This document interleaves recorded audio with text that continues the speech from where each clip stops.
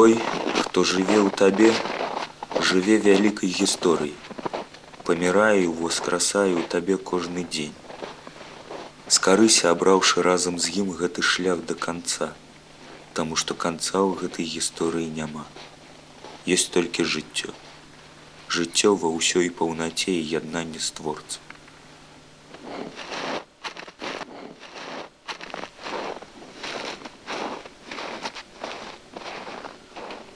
Той, хто ў табе, засявае палі зярнятамі пшаніцы і прарослым хлебам корміць зямлю.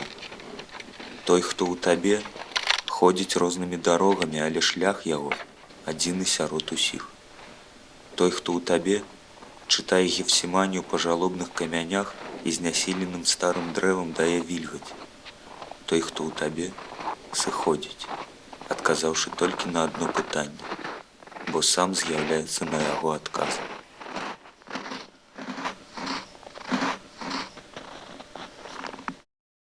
Голос Бога, я его постоянно ощущаю. Он не так, как человеческий голос, а какими-то действиями. Через знаки и через Библию. Вот.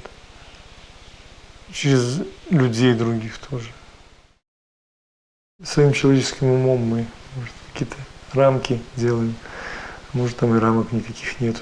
Да, прийти к Богу, это значит доверять Ему.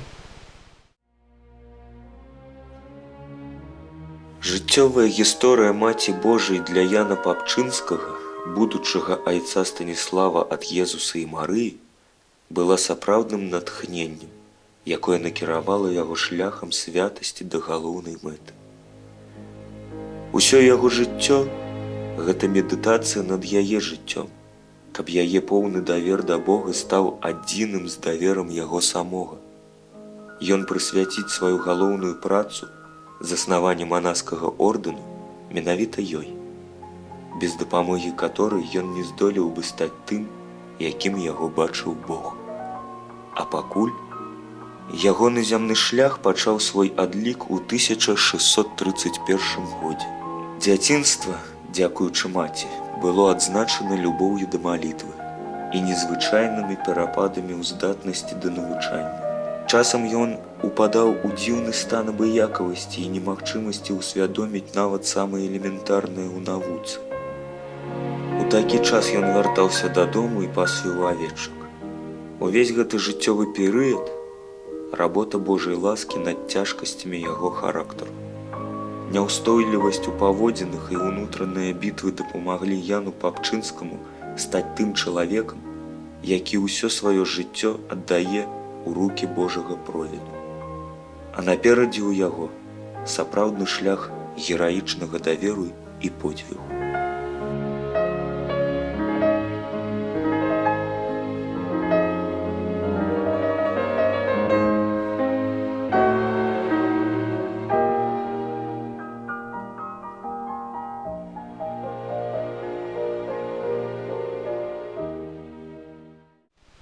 Для меня истина – это то, что Бог меня спас. То есть, кем я был, я осознаю на этом свете. У каждого дно разное. То есть, это зависит от осознания, от самоосознания, что для меня дно. Если я после этого пошло движение вперед, вверх, к Богу, значит, это было дно.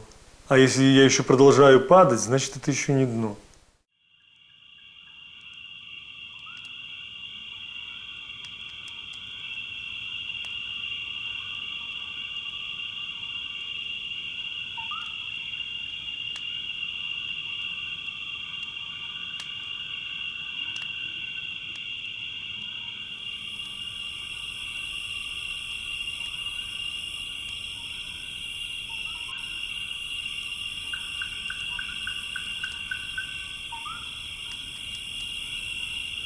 Усе матэрыяльныя будынкі разбураюцца часам, тады як адзін ніколі не ператворыцца ў руіны – душа чалавека.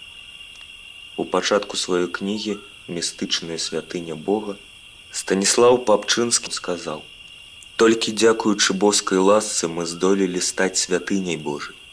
Таму хай кожны пазнае прыгажосць першакрыніцы, убачыўшы ў сабе вобраз Святой Тройцы, і хай цягнецца ўсё мацней да такога становішча, каб мець годнасць падабенства Божага.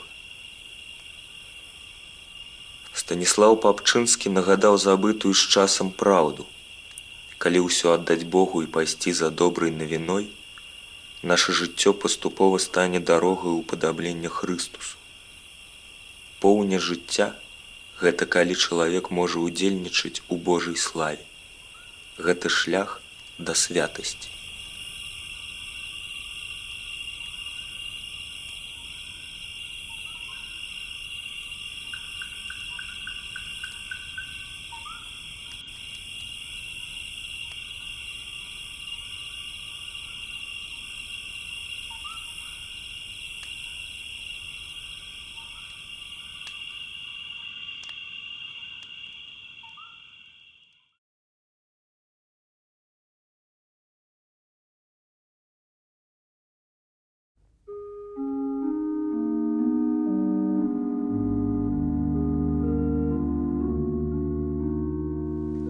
Як на алтары матэрыяльнай святыні заўсёды ёсць жывы Бог, схаваны ў святой Еўхарыстыі, так ён схаваны ў кожным сэрцы, якое яму аддадзена.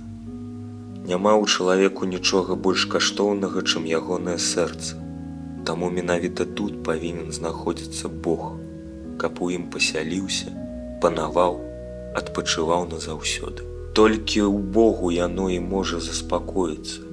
Не знойдзе нідзе спакою, як толькі ў ім, каму належыць. Як можна больш чыстым захоўваем гэты алтар. Сэрца для Бога. Я когда в один день проснулся и смотрю, на меня смотрит сын, ему было 12 лет. И я понял, что он все понимает в этот момент. До этого я его там даже за пивом послал в магазин, там, маленького, ему там знали, давали. То есть вот в один момент я понял, что нужно что-то делать, потому что то есть я просто умираю. И хотя бы ради ребенка.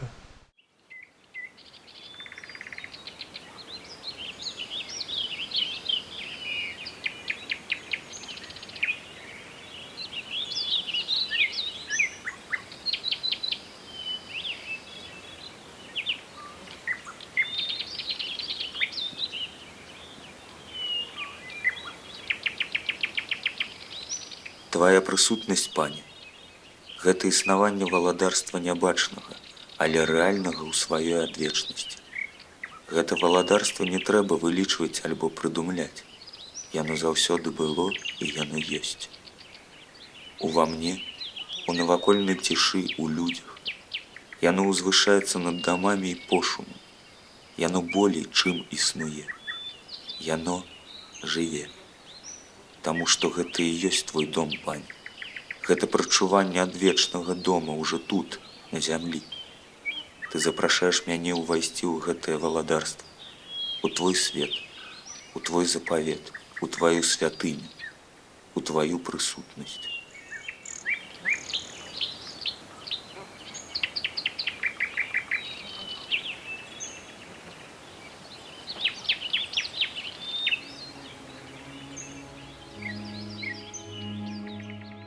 Той, хто крочыць евангельскім шляхам, мусіць быць падрыхтаваны да сустрэчы з крыжам. Любы чалавечы досвед трывання прарастае з адзінай крыніцы, з пакутаў Хрыстуса. У жыцці Станіслава Папчынскага быў свой крыжовы шлях. У 17 гадоў ён перажыў пакутлівы стан пакінутасці. Захварэўшы страшнай хваробай, пазбавіўшыся працы і жылля, ён падзяляў лёс з бяздомнымі, зазнаўшы мацнейшую фізычную слабасць і ўнутраны боль. Здавалася, што ўсе на яго забыліся, але ў самым разгары невыноснага перажывання трагедыі Бог у асобе незнаёмца прыйшоў на вуліцы горада, каб уратаваць пакрытага язвамі Станіслава. Праз гады ён адчуў на сваіх плячах іншы крыж. Станіслаў прысвяціў сваё жыццё Богу і ў 23 гады сышоў у манастыр Піяру, але пазней пакінуў гэты ордэн як паказала далейшая гісторыя, назаўсёды. Ён любіў усім сэрцам і жадаў служыць, аднак не знайшоў у тых мурах сабе месца. І нават трапіў пад арышт айцоў піяраў, бо не мог абвергнуць несправядлівае абвінавачванне. Але наперадзе яго чакала галоўнае выпрабаванне. Выпрабаванне паклікання.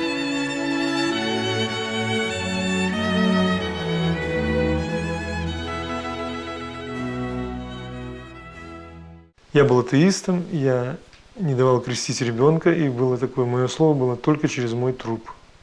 Вот. Ну и Бог, видимо, показал мне это, что сделал. Показал мне мой труп алкогольный.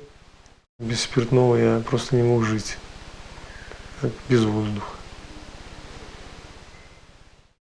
Вот это и было дно самое, которого я достиг, для того, чтобы оттолкнуться и уже всплыть наверх.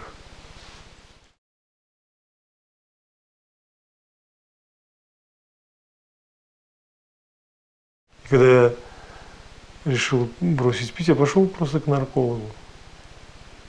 Пришел, а он говорит, не выдумывай, то есть был такой отпор, что он, нарколог как бы говорит, иди похмелись и не выдумывай себе ничего.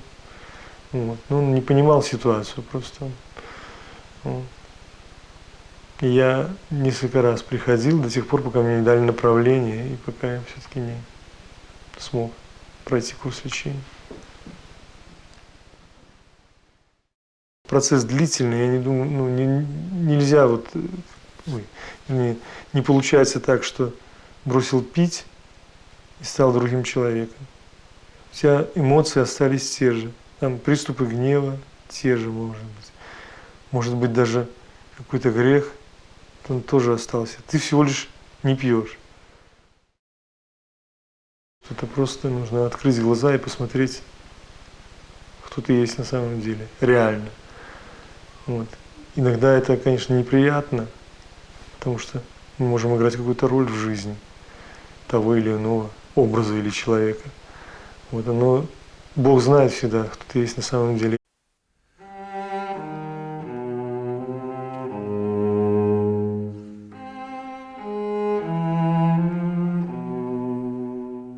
Бяда нам, калі ў нашай святыні няма такога падсвечніка з 7 свечкамі. Дух мудрасці і розуму, парады і мужнасці, умеласці і любові да Бога, страха Божага.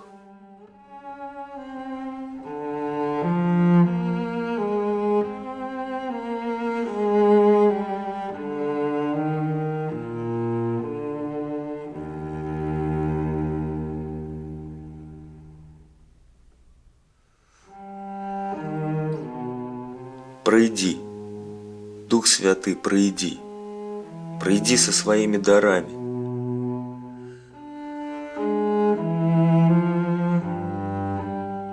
Сэрца чакае твайго прыходу.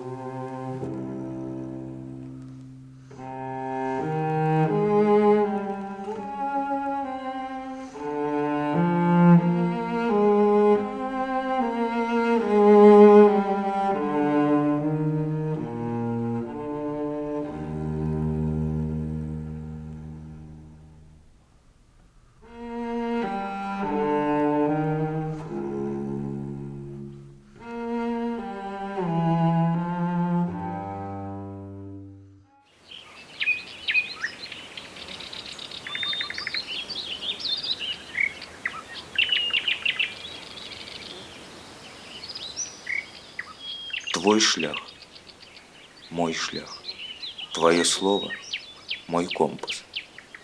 Але я часто прашу жыцця ў тых, хто яго не мае. Наколькі ж убогае маё ўяўленне аб табе, Пане. Ты ішоў смяротным логам, каб выйсці ў даліну жыцця. Няўжо ж я пайду іншым шляхам, вучанні больш за свайго настаўніка. Я так часто задаюся пытаннем пра неабходнасць трывання, барацьбы і чакання. Але ці можна пагарджаць трываннем, барацьбой і чаканнем Езуса? Усё ж гэта было ў тваім зямным жыцці, Пане. Цягне мяне жаданне ўвайсці праз шырокую браму, бо мне здаецца, што мае пакуты выключныя ў сваёй невыноснасці. Але ты прайшоў да мяне цяжкай дарогай. Гэта дарога адвагі.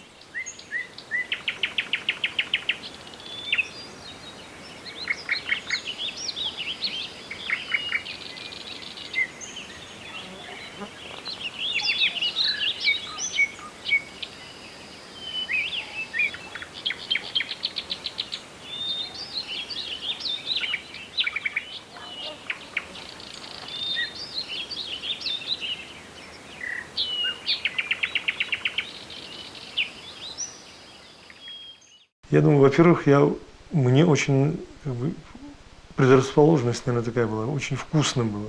Вот. То есть так, сам по себе так, спиртной напиток.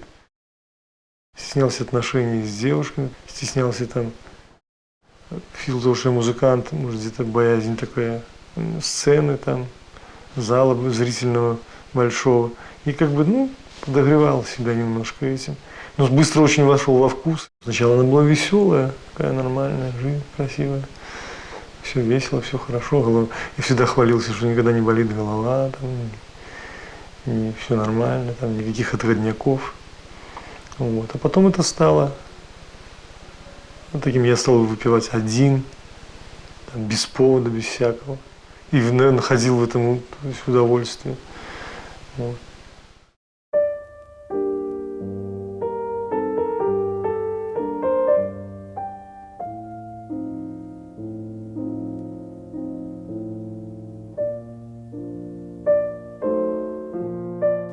Благословенны той, хто слухае гэтага прапаведніка і паслухмяны яму.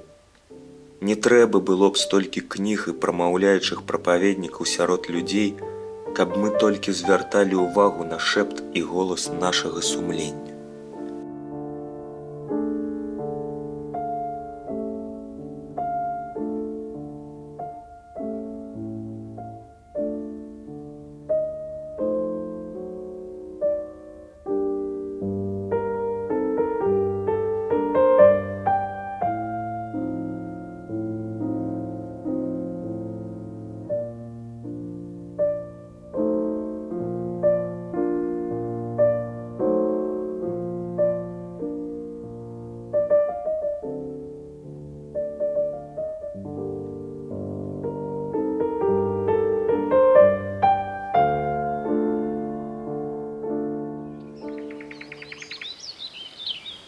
Божае валадарства схавана, і вядзе нас у яго вялікая прагнасць, пакора, непрытворнае навяртанне, здзяйсненне волі Айца і наша нічым не спатоленая смага.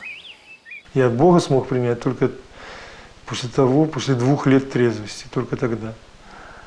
Я шел с сыном как-то в один день мимо костела. И меня сын просто спросил: папа, что это такое за здание? Я ему говорю: такое здание, люди к Богу молятся. Он спросил: а почему мы не ходим в церковь, в костел? И я говорю: можем зайти. Заходим и случайно встречаем женщину, которая была крестной моей. И она меня вспомнила. Это прошло уже, по-моему, 4 или 5 лет. Она меня узнала и спросила, задала тот же вопрос, что и сын: почему вы не ходите? Я сказал, что я там недостоин, что я там не, такой-то и такой-то. Вот. Она сказала, все это не имеет значения. И вот сам этот момент для меня, открытие чего-то нового, того, чего никогда не было до этого в моей жизни. Вот. Начало открываться постепенно.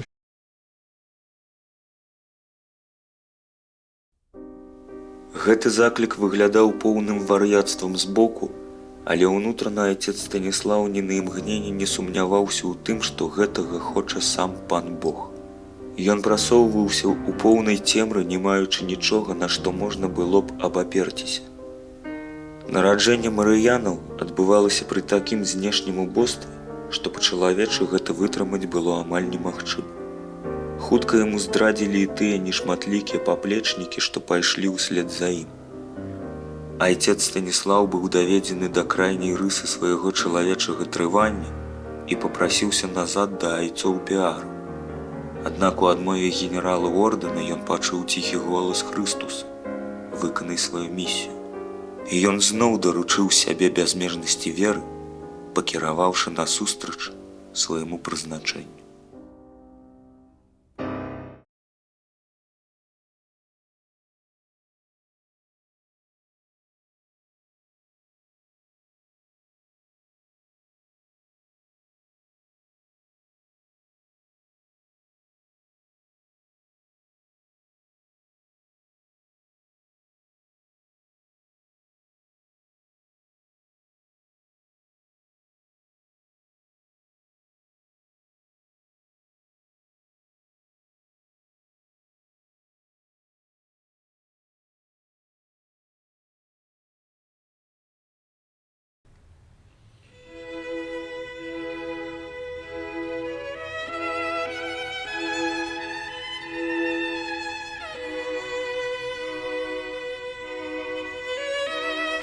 Твая прысутнасць, Божа, гэта гісторыя майго паходжання.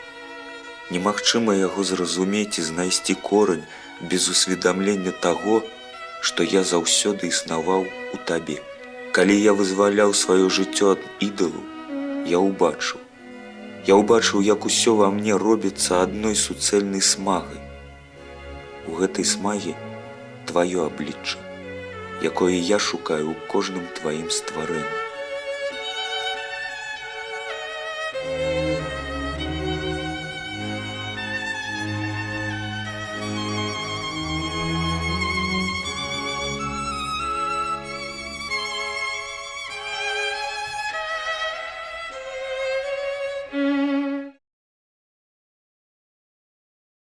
Для того, чтобы помочь алкоголику, нужно понять, что он прежде всего больной человек, а все остальное это уже последствия этой болезни.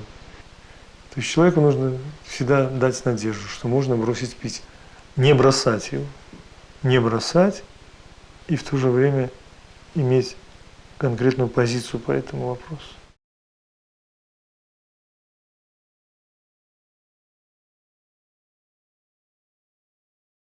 Одни хотят закрыть глаза и все видеть в розовом цвете, что этого нету, это ничего страшного, а вторые пытаются помочь чем-то. Вот. Но здесь парадоксальность заключается в том, что